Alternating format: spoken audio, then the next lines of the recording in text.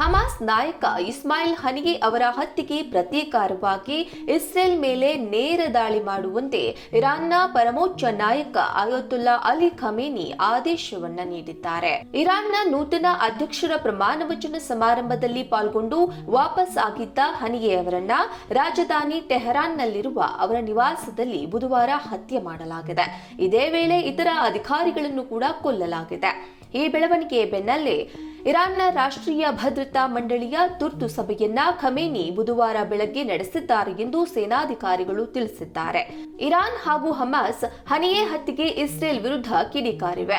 ಪ್ಯಾಲೆಸ್ಟೈನ್ನ ಬಂಡುಕೋರರ ಸಂಘಟನೆಯ ರಾಜಕೀಯ ಘಟಕದ ಮುಖ್ಯಸ್ಥ ಹನಿಯೆ ಅವರ ಸಾವಿಗೆ ಇಸ್ರೇಲ್ ನಡೆಸಿದ ವೈಮಾನಿಕ ದಾಳಿಯೇ ಕಾರಣ ಎಂದು ಹಮಾಸ್ ಆರೋಪವನ್ನ ಮಾಡಿದೆ. ದಾಳಿಯ ಬಗ್ಗೆ ತನಿಖೆಯನ್ನ ನಡೆಸಲಾಗ್ತಾ ಇದೆ ಎಂದು ಇರಾನ್ನ ಪ್ಯಾರಾಮಿಲಿಟರಿ ರೆವಲ್ಯೂಷನರಿ ಗಾರ್ಡ್ ತಿಳಿಸಿದೆ.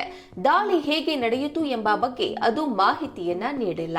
ಆದರೆ ಹಮಾಸ್ ಮೇಲೆ ಕಳೆದ 10 ತಿಂಗಳಿಂದ ಯುದ್ಧ ನಡೆಸ್ತಾ ಇರುವಂತಹ ಇಸ್ರೇಲ್ ಹತ್ಯೆ ಬಗ್ಗೆ ಯಾವುದೇ ಪ್ರತಿಕ್ರಿಯೆಯನ್ನು ನೀಡಿಲ್ಲ.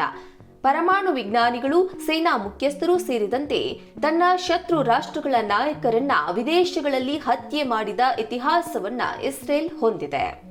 1963ರ ಜನವರಿ 29ರಂದು ಗಾಜಾದಲ್ಲಿ ಜನಿಸಿದ ಹನಿಯೆಯವರು 1987ರಲ್ಲಿ ಹಮಾಸ್ ಬಂಡುಕೋರರ ಸಂಘಟನೆಯನ್ನ ಸೇರಿದ್ರು. ಸಂಸ್ಥಾಪಕ ಅಹಮದ್ ಯಾಸಿನ್ ಅವರ ಸಹಾಯಕನಾಗಿ ಕೆಲಸ ಮಾಡಿದ್ರು.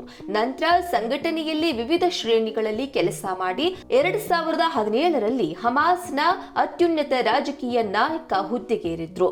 ಆಸ್ತಿಕರಾಗಿದ್ದ ಹನಿಯೆ ಅತ್ಯುತ್ತಮ ವಾಗ್ಮಿಯೂ ಹೌದು. ಗಾಜಾದಲ್ಲಿ ಪ್ರಧಾನಮಂತ್ರಿಯಾಗಿದ್ದ ಸಂದರ್ಭದಲ್ಲಿ ಬೆಂಬಲಿಗರನ್ನ ಉದ್ದೇಶಿಸಿ ಸುದೀರ್ಘ ಭಾಷಣವನ್ನ ಮಾಡ್ತಾ ಇದ್ರು.